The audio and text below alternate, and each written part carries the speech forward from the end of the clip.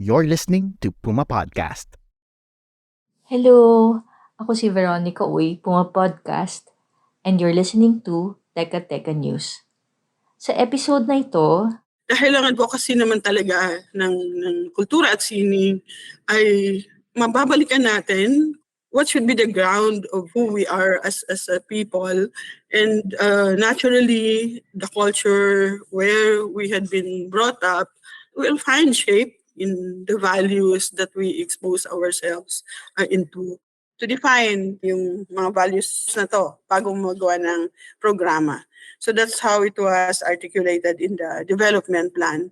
And in that, how does this connect to its contribution to development?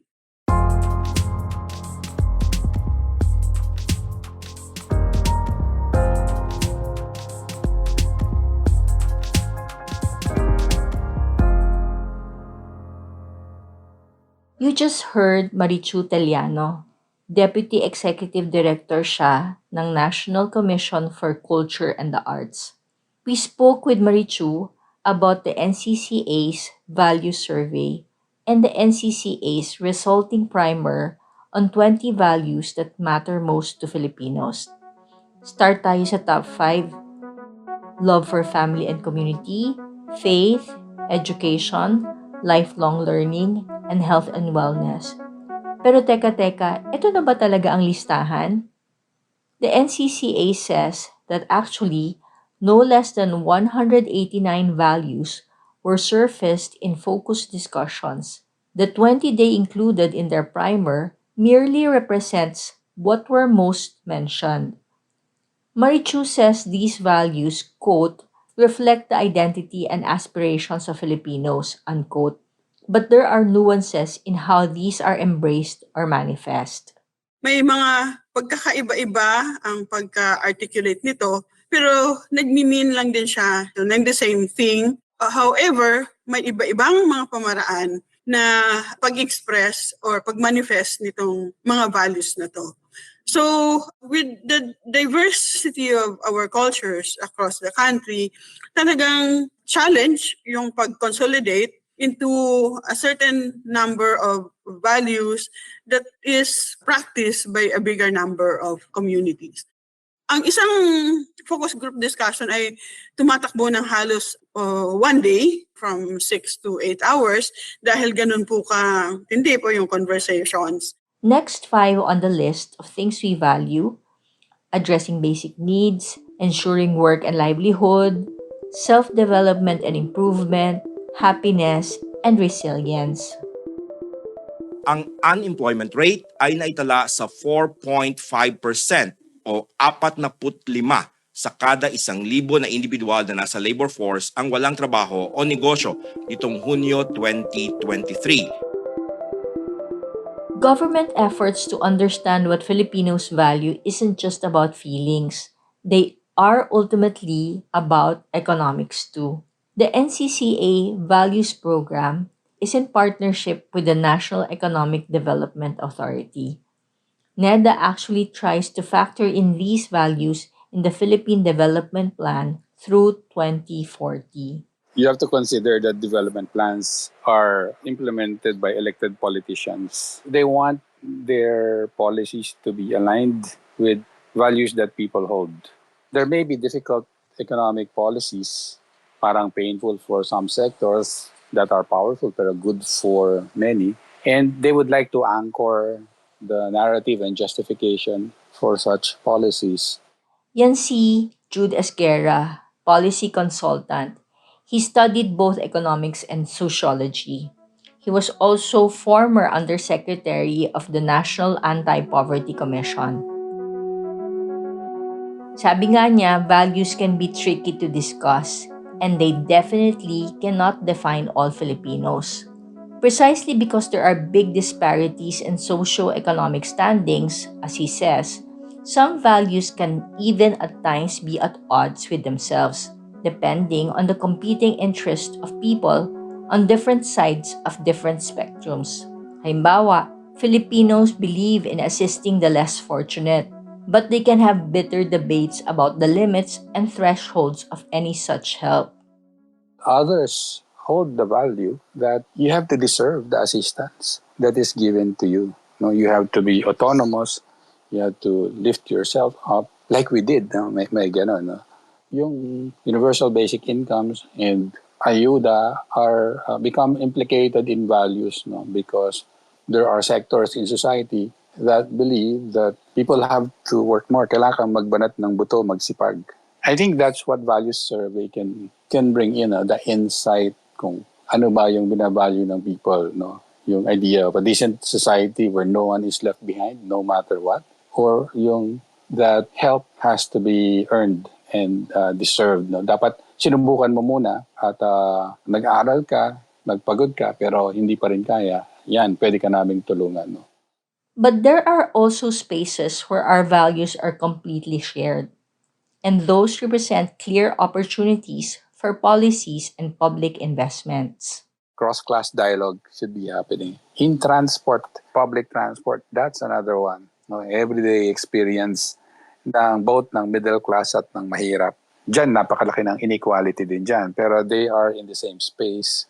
They confront the same policies. Even those who have cars now, they are affected by the problem because they have to stay very long in their cars. No? Buti pa yung mga nakamotor, mas mabilis nakaka-uwi. Pause muna tayo. When we return, we'll talk about everything else on the top 20 values noted by the NCCA and a few other things not highlighted in the value survey.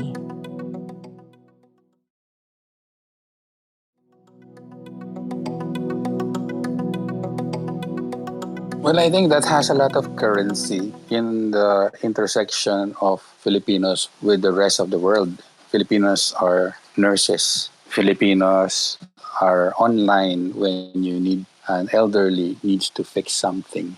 They are in the care economy. And to that extent, it is useful. So that may be on the upside.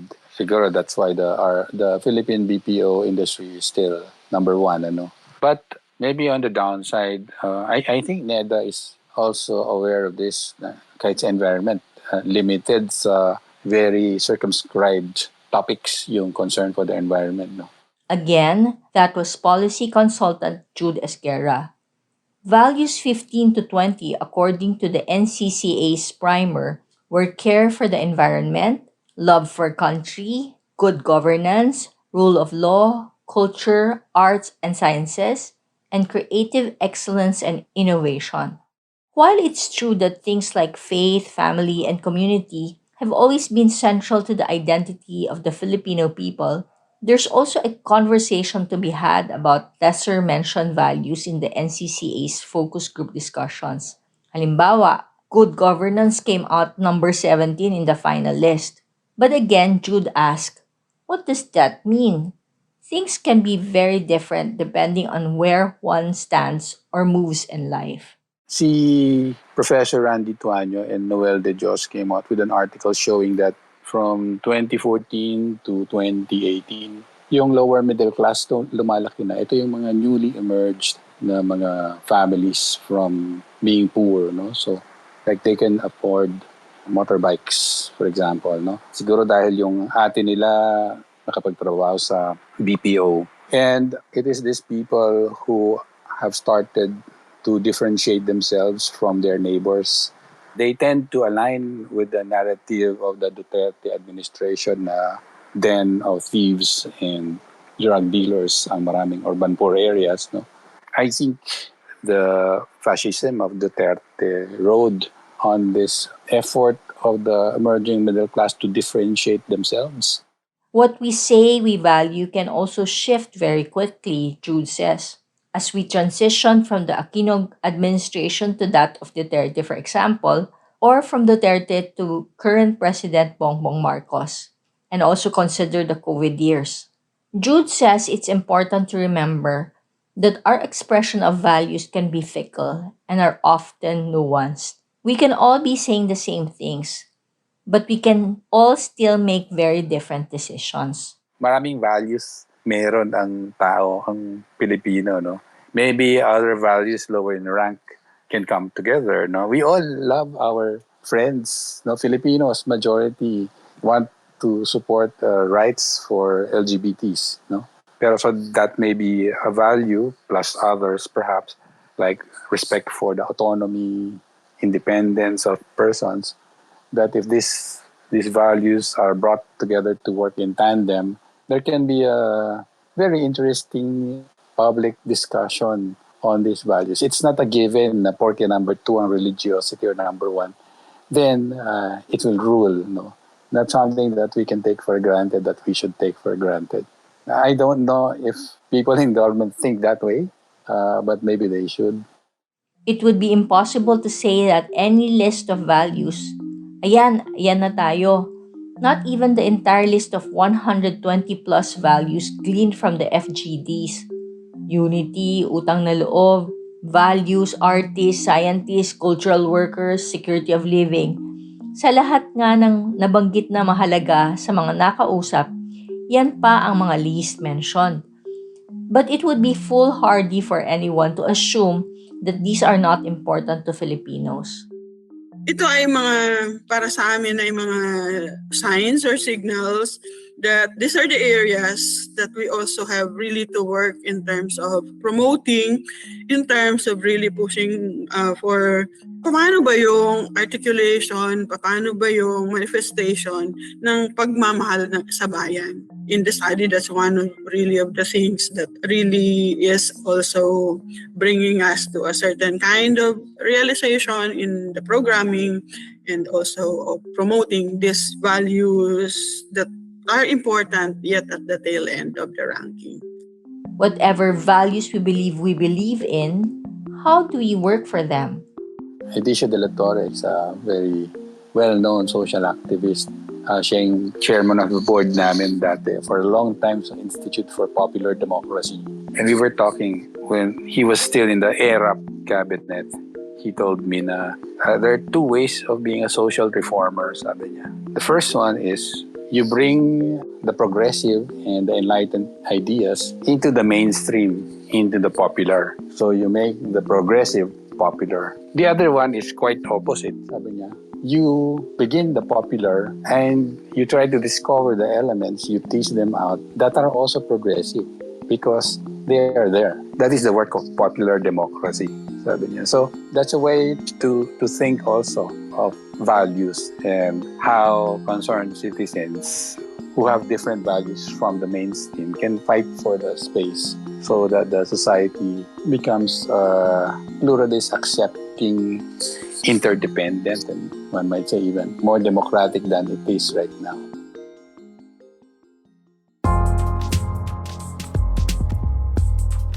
And that was today's episode of Teka Teka News. Again, I'm Veronica Uy. This episode was edited by Pidoy Blanco, written by Franco Luna, and edited by Robbie Alampay. Kung nagustuhan niyo yung episode na to, share nyo naman sa mga kaibigan nyo. Siyempre, huwag nyo din kakalimutan na i-follow ang Teka Teka News at Podcast sa inyong favorite podcast app or sa YouTube. Thanks for listening!